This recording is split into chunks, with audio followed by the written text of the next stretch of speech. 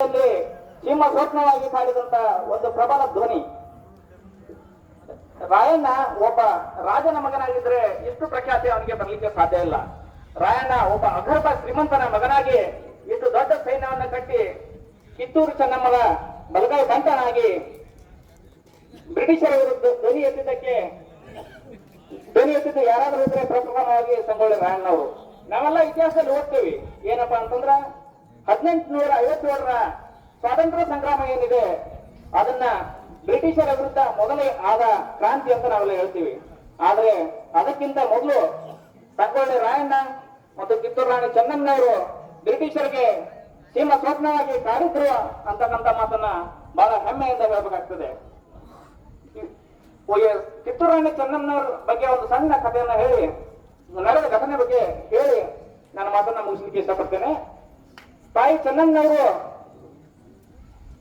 ಜೈಲಿನಲ್ಲಿದ್ದಾಗ ಬ್ರಿಟಿಷರು ಒಂದು ಸುಳ್ಳು ಸಂದೇಶವನ್ನ ಅವ್ರಿಗೆ ತಂದು ಹೇಳ್ತಾರೆ.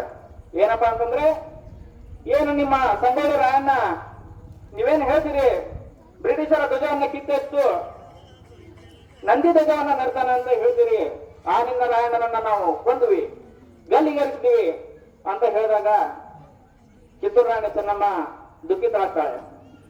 ಆ ಕಿತ್ತೂರು ರಾಣಿ ಚೆನ್ನಮ್ಮ ತನ್ನ ಗಂಡ ಸತ್ತಾಗ ಒಂದ್ ತೊಟ್ಟು ಕಣ್ಣೀರು ಹಾಕಲ್ಲ. ಆ ಕಿತ್ತೂರು ರಾಣಿ ಚೆನ್ನಮ್ಮ ತನ್ನ ದತ್ತು ಮಗನನ್ನ ಕಳ್ಕೊಂಡಾಗ ಒಂದ್ ತೊಟ್ಟು ಕಣ್ಣೀರು ಹಾಕಲ್ಲ. ಆ ಕಿತ್ತೂರು ರಾಣಿ ಚೆನ್ನಮ್ಮ ತನ್ನವರೇ ಮೋಸ ಮಾಡಿ ತನ್ನ ಸಾಮ್ರಾಜ್ಯವನ್ನ ಒಂದು ಬಾರಿ ಯುದ್ಧದಲ್ಲಿ ಸೋತಾಗ ಸಹಿತ ತಾನು ಕಣ್ಣೀರು ಹಾಕಲ್ಲ. ತಾನೇ ಸ್ವತಃ ಜೈಲಿನಲ್ಲಿದ್ರು ಸಹ ಆಕೆ ಕಣ್ಣೀರು ಹಾಕಿಲ್ಲ. ಆದ್ರೆ ರಾಯಣ್ಣನ ಸಾವಿನ ಸುದ್ದಿಯನ್ನ ಕೇಳಿ ಆಕೆ ಕಣ್ಣೀರನ್ನ ಹಾಕ್ತಾಳೆ. ರಾಯಣ್ಣನ ಬಗ್ಗೆ ತಾಯಿ ವಾತ್ಸಲ್ಯನ್ನ ಇಟ್ಕೊಂಡಿರ್ತಕ್ಕಂಥ ಕಿತ್ತೂರು ರಾಣಿ ಚೆನ್ನಮ್ಮನನ್ನು ಕೂಡ ಈ ರಾಯಣ್ಣನ ಜಯಂತ್ಯೋತ್ಸವದಲ್ಲಿ ಜೊತೆಯಾಗಿ ನೆನೆಯಬೇಕಾಗ್ತದೆ. ರಾಯಣ್ಣನನ್ನ ನಾವು ಕೇವಲ ನಮ್ಮ ರಾಜ್ಯಕ್ಕೆ ಸೀಮಿತಗೊಳಿಸಿದ್ದೇವೆ. ರಾಯಣ್ಣನನ್ನ ರಾಷ್ಟ್ರೀಕರಣಗೊಳಿಸಬೇಕಂತಂದ್ರೆ ಅದಕ್ಕೆ ನಾವು ನಾಣ್ಯಗಳನ್ನ ಬಿಡುಗಡೆ ಮಾಡಬೇಕಂತ ಸರ್ಕಾರಗಳಲ್ಲಿ ಕೇಳಬೇಕಾಗ್ತದೆ, ನೋಟುಗಳನ್ನ ಬಿಡುಗಡೆ ಮಾಡಬೇಕಂತ ಸರ್ಕಾರ ಕೇಳುತ್ತದೆ. ನಮ್ಮ ರಾಜ್ಯದಲ್ಲಿ ಯಾರಾದ್ರೂ ರಾಯಣ್ಣನ ಹೆಸರು ಕೇಳಲಾರ್ದವರಿಲ್ಲ. ಬೇರೆ ರಾಜ್ಯದಲ್ಲಿ ಹೋಗಿ ಕೇಳ್ರಿ ನೀವು, ಸಂಗೊಳ್ಳಿ ರಾಯಣ್ಣ ಯಾರು ಅಂದ್ರೆ ಗೊತ್ತಿಲ್ಲ ಅವರಿಗೆ. ಅದೇ ಭಗತ್ ಸಿಂಗ್ ಗೊತ್ತೈತಿ, ಮಹಾತ್ಮ ಗಾಂಧಿ ಗೊತ್ತೈತಿ, ಎಲ್ಲ ಸ್ವತಂತ್ರ ಹೋರಾಟಗಾರರು ಗೊತ್ತಿದ್ರ, ಆದ್ರ ಸಂಗೊಳ್ಳಿ ರಾಯಣ್ಣ ಹೆಸರು ಗೊತ್ತಿಲ್ಲ. ಯಾಕಪ್ಪ ಅಂತಂದ್ರೆ ಸಂಗೊಳ್ಳಿ ರಾಯಣ್ಣ ಬಗ್ಗೆ ಇತಿಹಾಸ ಬೇರೆ ರಾಜ್ಯದ ಪಠ್ಯ ಪುಸ್ತಕಗಳು ಹಾಗೂ ಯಾರು ಇತಿಹಾಸ ರಚನೆಕಾರರು ತಿಳಿಸ್ತಾ ಇಲ್ಲ. ಈ ಕಾರ್ಯವನ್ನ ಮುಂಬರುವ ಸರ್ಕಾರಗಳು ಮಾಡಬೇಕು. ಇನ್ನೊಂದು, ನಮ್ಮ ಹಾಲುಮತ ಸಮಾಜಕ್ಕೆ ಏನು ಸಂಘಟನೆಯಿಂದ ಈ ಕಾರ್ಯಕ್ರಮವನ್ನು ಮಾಡಿದಿರಿ, ಇದೊಂದು ಒಳ್ಳೆಯ ಕಾರ್ಯಕ್ರಮ. ಸಂಗೊಳ್ಳಿ ರಾಯಣ್ಣ ಯುವಕರ ಕೆರಟಿಗೆಯವರಿಗೆ ನಾನು ಅಭಿನಂದಿಸಕ್ಕೆ ಇಷ್ಟಪಡ್ತೇನೆ. ಇನ್ನೊಂದು ಏನಪ್ಪಾ ಅಂತಂದ್ರೆ, ಸಂಗೊಳ್ಳಿ ರಾಯಣ್ಣ ಕಾರ್ಯಕ್ರಮವನ್ನ ನಾವೆಲ್ಲ ಮಾಡಿದೀವಿ. ಆದ್ರೆ ನಮ್ಮ ಸಮಾಜದ ಬಗ್ಗೆ ಎಲ್ಲರೂ ಜಾಗೃತರಾಗಬೇಕು, ಶಿಕ್ಷಿತರಾಗಬೇಕು. ಏನ್ ನಮ್ಮ ಡಾಕ್ಟರ್ BR ಅಂಬೇಡ್ಕರ್ ಅವರು 3 ಅಸ್ತ್ರಗಳನ್ನ ಕೊಟ್ಟಿದ್ದಾರೆ, ಪ್ರಬಲ ಅಸ್ತ್ರಗಳನ್ನ ಕೊಟ್ಟಿದ್ದಾರೆ. ಏನಪ್ಪಾ ಅಂತಂದ್ರೆ ಶಿಕ್ಷಣ, ಸಂಘಟನೆ ಮತ್ತು ಹೋರಾಟ.